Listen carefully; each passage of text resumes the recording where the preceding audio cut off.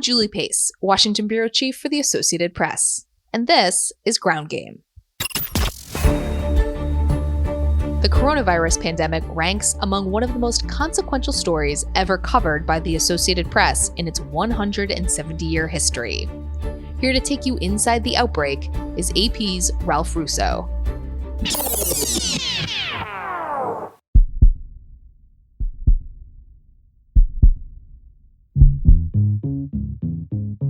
From the Associated Press, this is Inside the Outbreak. I'm Ralph Russo. Today is Monday, April 20th. Around the world, countries are starting to ease social distancing restrictions and get businesses up and running again.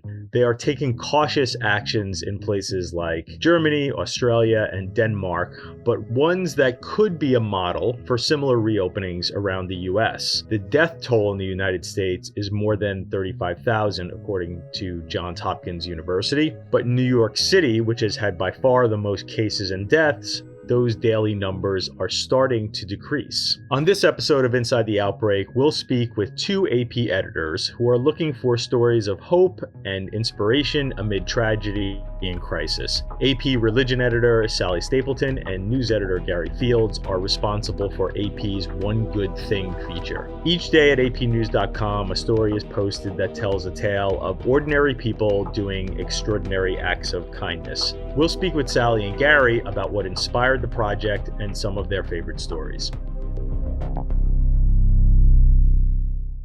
Sally Stapleton is the global religion editor for the Associated Press. Gary Fields is a news editor. They are the brains behind One Good Thing, a feature the Associated Press started publishing about a month ago to try to highlight some good news when there's not a whole lot of that going on right now with the coronavirus pandemic. Thank you both for joining me today. Thank you, Ralph. Yeah, thank you. So I guess I sort of set the stage for exactly why we were trying to do this, but I would like to get a little deeper. So the broad question is, what motivated One Good Thing to become a thing with the Associated Press? Well, I think all of us who've covered any kind of difficult stories know that most stories have these glimmers of kindness. You see them, you hear people sharing. So that's kind of built into, I think, AP journalist DNA. But there are newspapers around the country that do a weekly feature. I just came from Pittsburgh, and they did an Acts of Kindness weekly feature. And they were small things. Someone paying it forward when in the grocery line, when someone behind them was going through a very rough time. And those features did incredibly well.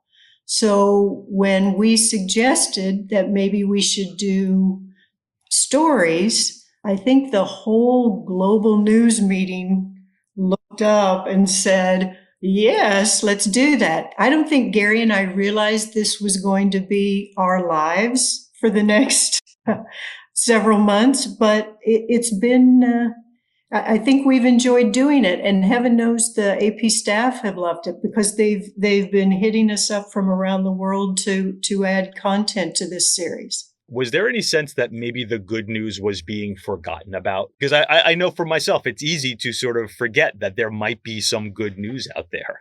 I don't think it's so much that you're forgetting the good news.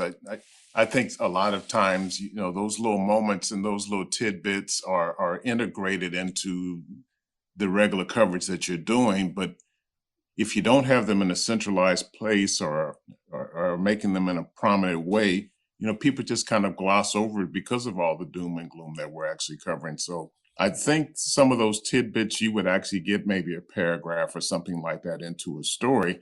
But this just kind of took it and synthesized it in a way to where people don't have to go looking for it, in the midst of a story, reading about, people getting laid off, that there's this one business owner who actually went out and took out business loans to ensure that the staff doesn't get laid off. You pull that out and turn that into a story, it has so much more impact. And also it gives people a chance to imitate and emulate it. Okay, so that leads me to a good follow-up, because I was going to ask you where you're finding these stories. Are they reporters seeking them out? Are they reporters, as you said, maybe finding them within a larger story? Give me some of the avenues with where these stories have come to you. So they've come from everywhere. we've even within the religion team gone back to subjects that we've covered in the past and have found we're calling them the story within the story.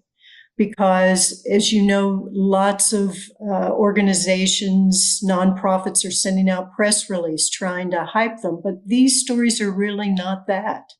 We're looking for individuals who maybe are going through their own issues, but have decided that they're going to spend their time helping others rather than focusing on themselves. And seeing these stories, there's a New Jersey pizzeria who decided during this pandemic and the shutdown and the sheltering in place, he was going to ensure that his employees were paid because so many have been laid off.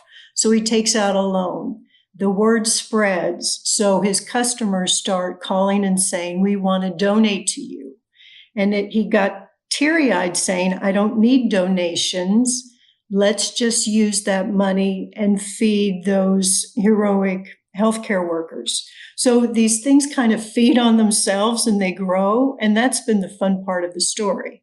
And they come in from all over the world, from all of our colleagues around the world. In fact, people jockey to get their stories told quickly. The next follow-up, and you mentioned one of them, but I'll continue along those lines. Give me, each of you, some of your favorite stories that maybe came up through here.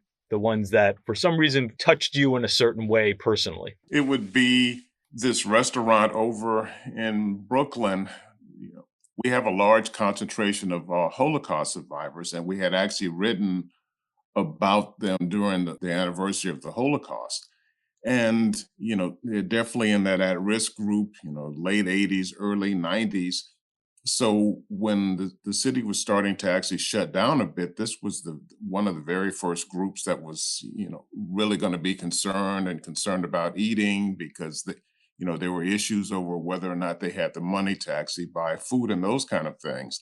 And we ended up with this story where basically the guy that had been providing the meals at the center where they normally went, then started and continued to provide those meals, but then was delivering them to make sure that these women especially were actually continuing to eat and not having to go out and endanger and jeopardize themselves. So that was one of my favorites, which was to see that this caterer took it upon himself to just keep on doing this at his own expense to make sure that this service was provided for some of the neediest people amongst us.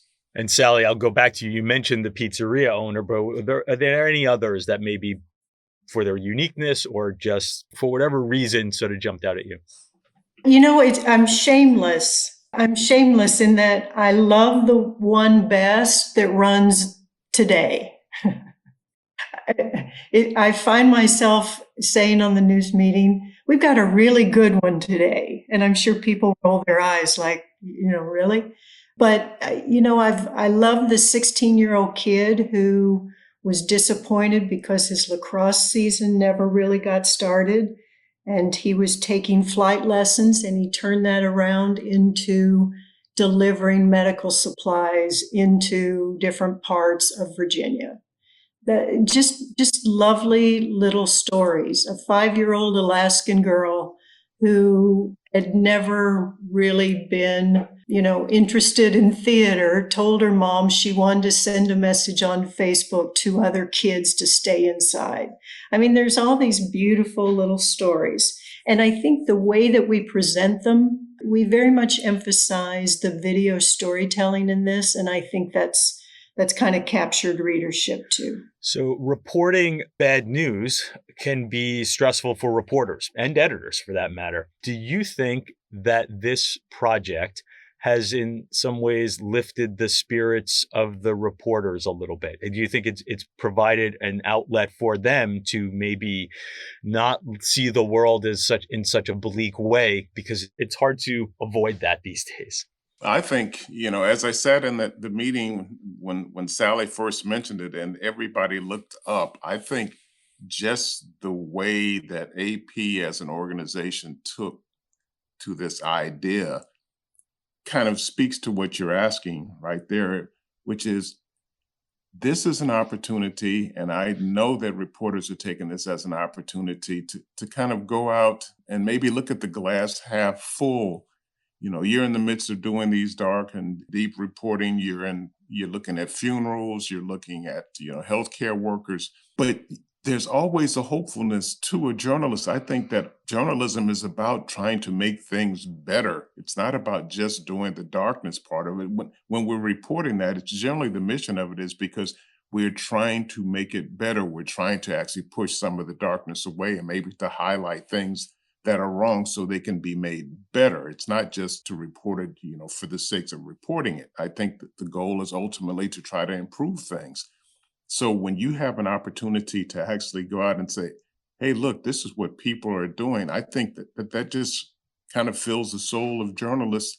I don't find that as something like surprising because we're human. So, Sally, let me ask you this. What do you think these acts of kindness that you're writing about say about the human spirit during times of crisis? Boy, that's deep, Ralph.